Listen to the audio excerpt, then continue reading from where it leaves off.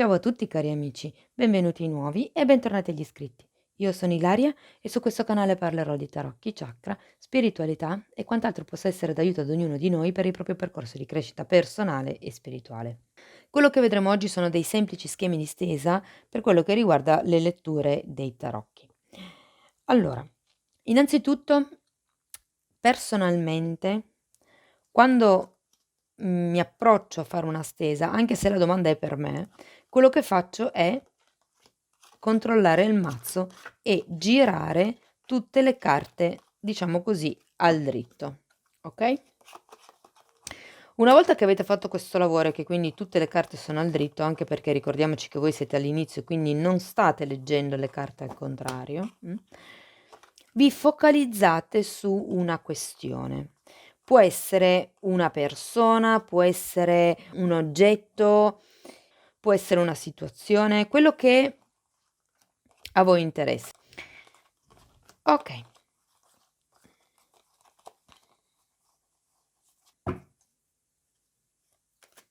Ok?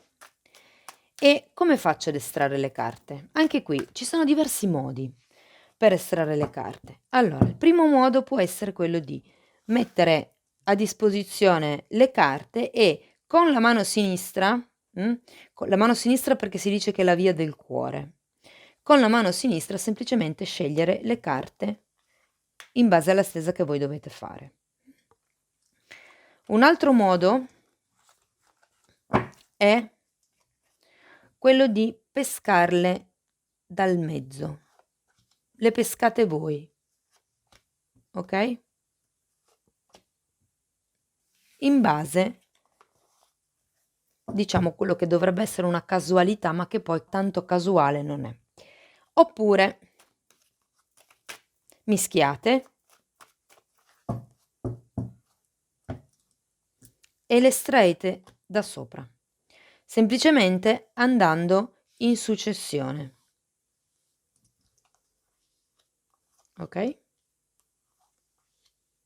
Questo lo dovete scegliere voi in base a come vi piace.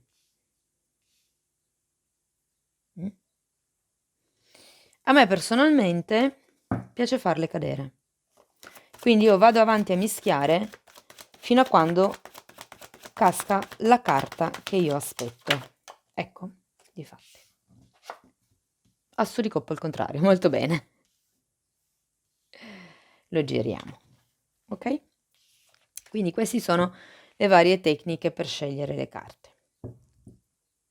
La prima stesa che vi posso consigliare è la stesa giornaliera e si tratta di estrarre una sola carta che vi dà un po', diciamo, l'input per la giornata. Quindi io mischierò il mio mazzo, stendo le mie carte e sceglierò la carta per la giornata. E vediamo che cos'è.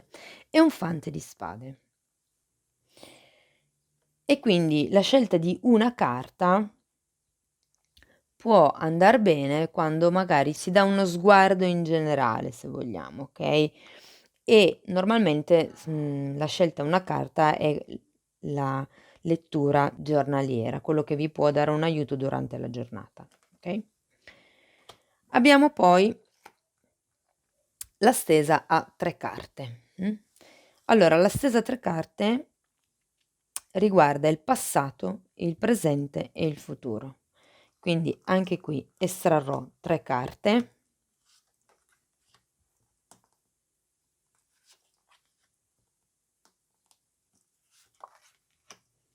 Il cavaliere di spade rappresenterà il passato, il 9 di pentacoli il presente e il fante di denari sarà il futuro.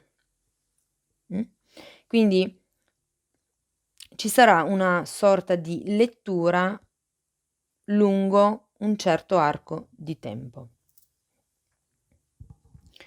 Proseguiamo e andiamo avanti con un altro schema di lettura che è lo schema a 4 carte.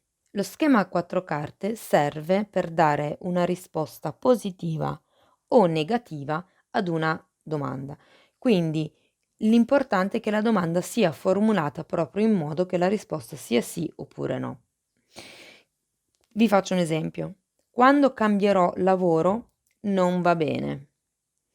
Piuttosto bisogna chiedere: riuscirò a cambiare lavoro nel giro di 2 mesi? E date voi un limite di tempo. Quindi si estraggono 4 carte. Se le carte le estrae un'altra persona, gliele fate mettere una sopra l'altra davanti a voi. Voi avete il vostro mazzetto. Questo funziona con tutte le stese che voi potete fare agli altri. Una volta che avete questo mazzetto, partendo da sotto, perché è la prima carta che è stata scelta è quella sotto, si avranno 4 posizioni. Adesso facciamo così, perché sennò non si capisce. Posizione numero 1, il pro. Cosa c'è a favore di questa situazione? Posizione numero 2, che cosa abbiamo contro? Posizione numero 3, il giudice. Posizione numero 4, la sentenza. Quindi a favore e contro sono un po', diciamo, quello che pesa sui piatti della bilancia. Il giudice dà un'idea, se vogliamo, e la sentenza è il risultato finale di questa lettura e è la carta che individua se la risposta è sì o no. Quindi questo è lo schema a 4 carte. Poi andiamo a vedere come si legge una situazione in generale, ok? Avremo 7 carte. Passato,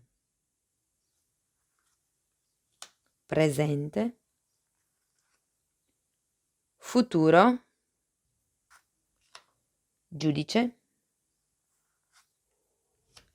influenze esterne, paure e desideri e la sentenza. E questo è il gioco delle 7 carte per vedere una situazione in generale. Quindi qui ci sarà il passato, presente e futuro di questa situazione o di quella relazione. Qui c'è quello che è l'idea generale. Le influenze esterne sono gli altri proprio, ok? Quindi l'opinione che hanno gli altri, quello che vedono gli altri da questo tipo di situazione. Paure e desideri, quindi quello che vorreste da un lato, ma nello stesso tempo quello di cui avete paura, e la sentenza finale. Ok? Direi che con queste 3 stese avete già abbastanza materiale per poter lavorare sia su voi stessi che con gli altri, quindi anche per fare una consulenza agli altri, queste 3 stese vi danno già la possibilità di andare a vedere nello specifico di una situazione o di una relazione. Bene, andiamo a vedere il taglio mazzo. Allora, io il taglio mazzo normalmente nei video non lo faccio. Io lo batto il mazzo, come per dire va bene così. Questo perché come quando si bussa, no? Ecco, io lo batto un po' così. Questo perché personalmente io non estraggo neanche le carte, io lascio che saltino fuori e quindi anche fare il taglio mazzo io lo sento come una contaminazione di quello che è stato, diciamo così, il mischiaggio. Ok? Nel senso che quando io decido, quando sento che va bene così, che non c'è più bisogno di mischiare, il mazzo è pronto, finito. Però io vi spiego come si fa lo stesso, ok? Perché è giusto che come tecnica voi l'abbiate. Poi l'importante è conoscerla, poi deciderete voi se usarla o meno. Taglio mazzo semplicissimo, cioè ma proprio davvero semplicissimo. Finito. Si prende la parte sotto e si mette sopra. C'è il taglio mazzo in 3. 1, 2 e 3. Quindi si prende quello in mezzo, si mette sulla prima parte e si chiude col terzo. Ok? Molto bene. Quindi anche il taglio mazzo vedete che è molto semplice. Il significato delle carte sotto lo vedremo nel prossimo corso. Adesso non voglio mettere troppa carne al fuoco, perché dovete comunque avere tempo di prendere confidenza con quelli che sono i tarocchi, con quelli che sono i giochi. Poi man mano che userete questo strumento di meditazione vi verranno fuori dubbi, scrivetemi nei commenti, cerchiamo di risolverli in modo che anche per gli altri sia utile questo tipo di scambio di informazioni. Poi più avanti vedremo anche come interpretare le carte del tagliomazzo, ok? Perché c'è chi prende solo la prima parte, c'è chi le legge tutte e due. Vi dirò poi a che cosa fanno riferimento.